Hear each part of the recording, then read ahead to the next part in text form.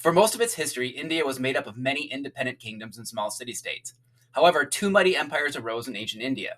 In this lesson, you'll learn about the Mauryan and the Gupta empires, as well as their achievements and legacies. Listen carefully to each video clip and answer the questions that follow correctly to win the game.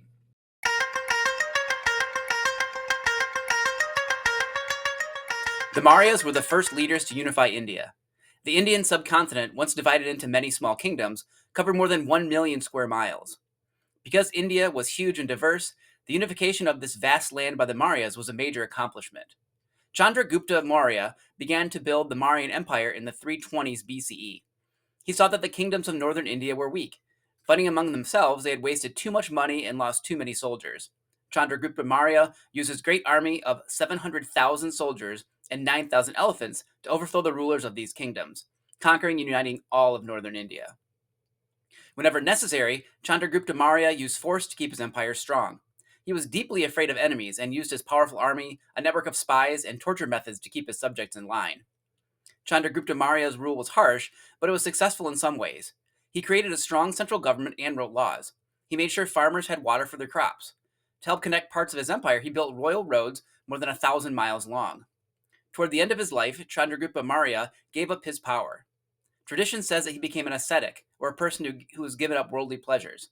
He lived in poverty and traveled with monks. Meanwhile, the empire grew even larger. Under the rule of Chandragupta Maurya's grandson, King Ashoka, it included nearly all of the Indian subcontinent.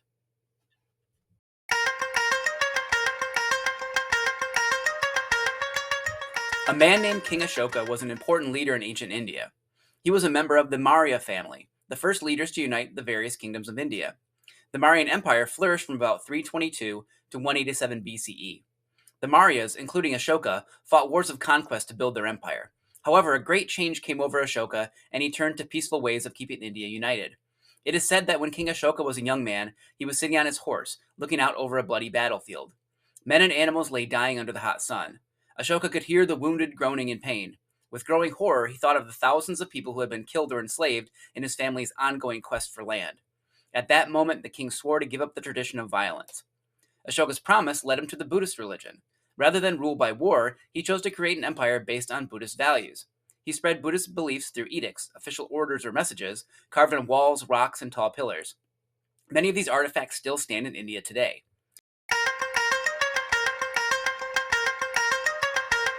The Mauryan Empire reached its height during the reign of King Ashoka, who ruled the empire from about 269 to 232 BCE. During the early part of his reign, Ashoka expanded the empire to the south and east through a series of wars. However, after one very brutal battle, he made his decision to reject violence and find a more peaceful way to rule. Ashoka decided to embrace Buddhism and support the Buddhist values of love, peace, and nonviolence. As a Buddhist, he respected all living things. He gave up hunting and became a strict vegetarian. He visited holy Buddhist sites. To maintain a peaceful land, Ashoka eliminated wars of conquest and never again fought another kingdom for its land. Since Ashoka wanted his people to follow the Buddhist path, he urged them to be respectful, kind, and moral, which means to know right from wrong ways of behavior. He told the people to treat their servants well, to respect their elders, and to tolerate those who practiced different religions. Ashoka viewed himself as a wise and loving father figure, often referring to the people he ruled as his children. Ashoka spread Buddhism beyond India. According to tradition, he sent Mahinda, his son, to Ceylon, a large island south of India. Today it's called Sri Lanka. Mahinda converted Ceylon's king to Buddhism, which became the official faith of the kingdom. Now, not all of Ashoka's actions reflected Buddhist values. For example, under his rule, people could still be executed for serious crimes. Ashoka also continued to maintain a strong army. Although he gave up battles of conquest, he did not return any of the lands the Mauryans had previously conquered.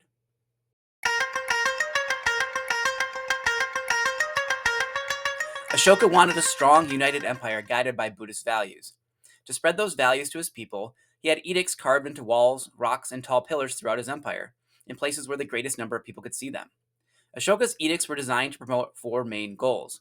Number one, Buddhist values. These edicts encouraged the Buddhist teachings.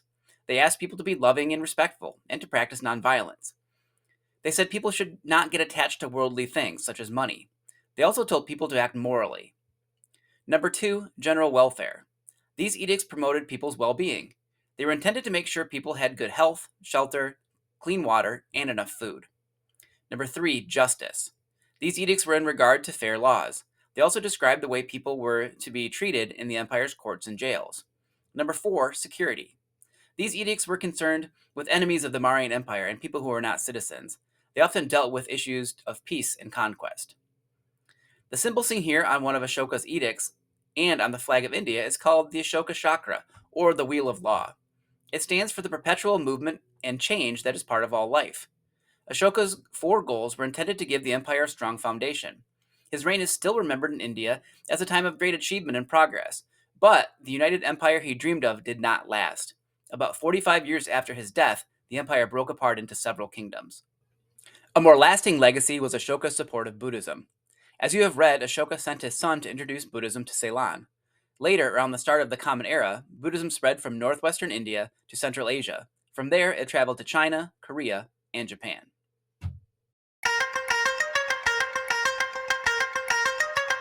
After the Mauryan Empire fell around 187 BCE, India broke apart into separate kingdoms. For about 500 years, these smaller kingdoms fought each other for land and power. Beginning around 320 CE, a second great empire arose in India, the Gupta Empire. The empire began under a ruler named Chandragupta I. He and his family, the Guptas, conquered and united the northern kingdoms.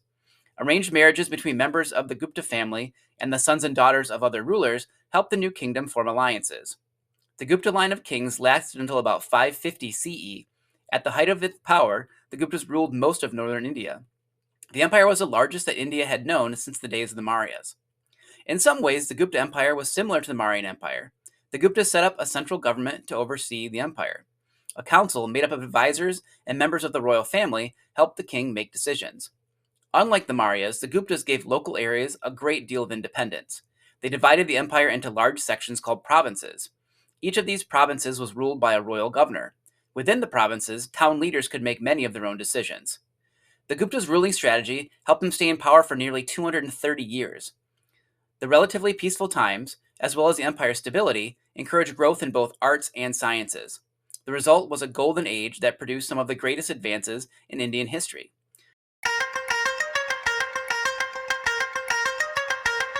The period of the Gupta Empire was a time of learning. The Guptas built many colleges and universities throughout their empire.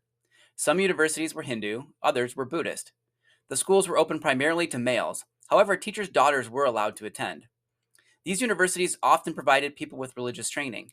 Students attended classes in religion, mathematics, astronomy, chemistry, and Sanskrit.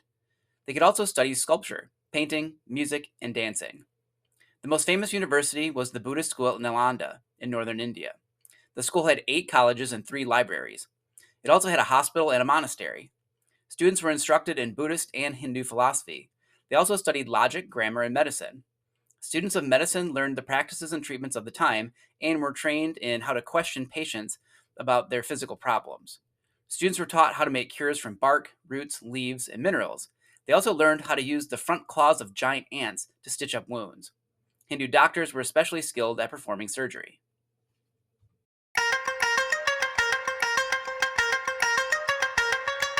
Gupta writers crafted many kinds of literary works. They wrote poetry, fables, and folk tales. They also created plays, including both comedies and dramas. Some of the plays were about historical and political subjects. Large audiences gathered to watch the performances. There were other forms of writing as well. Scholars and lawyers wrote about Hindu law and religion, while some of the great Sanskrit literature also took shape. The Puranas, or ancient lore, was a collection of Hindu legends that taught the lessons of the Vedas, or sacred Hindu text, through tales of sages and kings. These stories had been passed down orally for generations. The Guptas were the first to gather these stories together and record them as a collection. The Mahabharata, or Great Work, a poem composed over hundreds of years, reached its final form during the Gupta era. Its themes relate to Hindu values and the battle between good and evil. The Bhagavad Gita is a part of the Mahabharata. Its name means Song of the Lord. The Bhagavad Gita is one of the most beloved works of Hinduism. In this poem, Prince Arjuna is taught basic truths of Hinduism by Krishna, an earthly form of the deity Vishnu. Some Gupta literature spread beyond India, influencing cultures of countries as far away as Greece and Persia. The famous Arabian tale about Aladdin and his magic lamp was inspired by a Gupta folktale.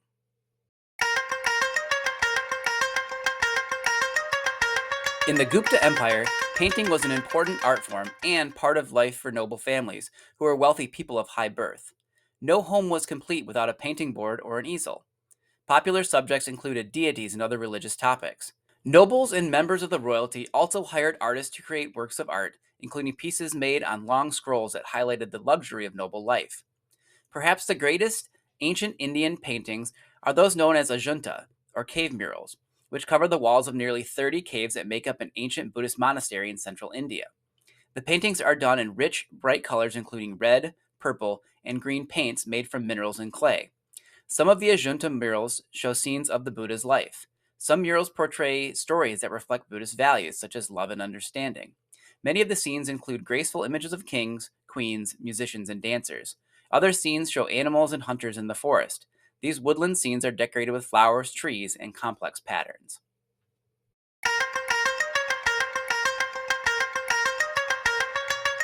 Another art form in the Gupta Empire was sculpture. Sculptors created statues out of stone, wood, bronze, and terracotta clay. Many of these statues portrayed the Buddha or Hindu deities. Some sculptures showed scenes from important people's lives. Many sculptures were created to stand on their own foundations. Others were carved into the walls of temples and caves. Gupta sculptures portrayed the human form simply and gracefully. One example is the sculpture of the river deity Ganga shown here. The statue's lines are curved and elegant, and curved details form her dress, hair, and jewelry. The temple statue of the Buddha's head, shown here, demonstrates the same attention to clean lines and detail. Notice the defined curls in his hair, as well as the details in his lips. His expression is calm and peaceful. The sculptor used lowered eyes and a calm face to portray the Buddha's wisdom.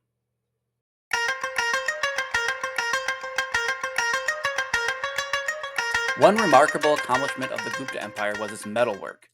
Gupta kings controlled huge mines of gold, copper, and iron. Metalworkers made gold and copper coins, engraving them with pictures honoring Gupta rulers. The coins often highlighted the ruler's wealth and their achievements in art, politics, and war. Gupta metalworkers were also famous for their ironwork. An iron pillar at a place called Maharuli is one of the examples of these artists' unusual skill. The pillar is made of solid iron, stands 25 feet tall, and weighs about 13,000 pounds. The sides are engraved with a story that describes the achievements of a Gupta emperor. The iron is nearly rust-free after 16,000 years in the rain and sun. No one knows how Gupta ironworkers acquired such advanced metalworking skills.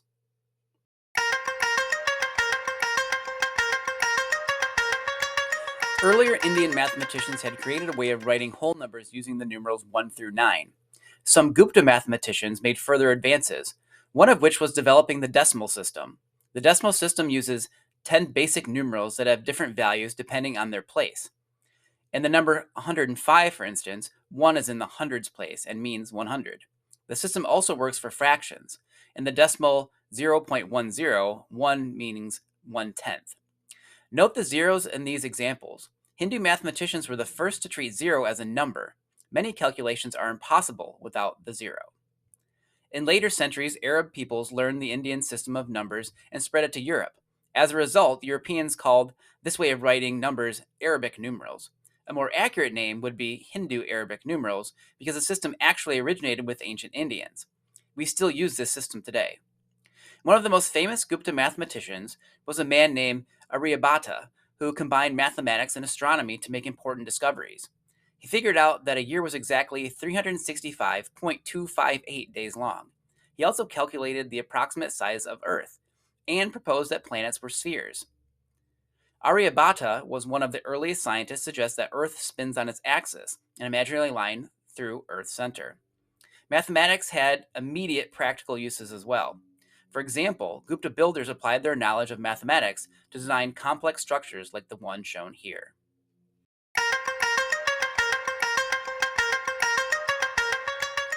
Gupta rulers encouraged trade by creating a system of well-built roads.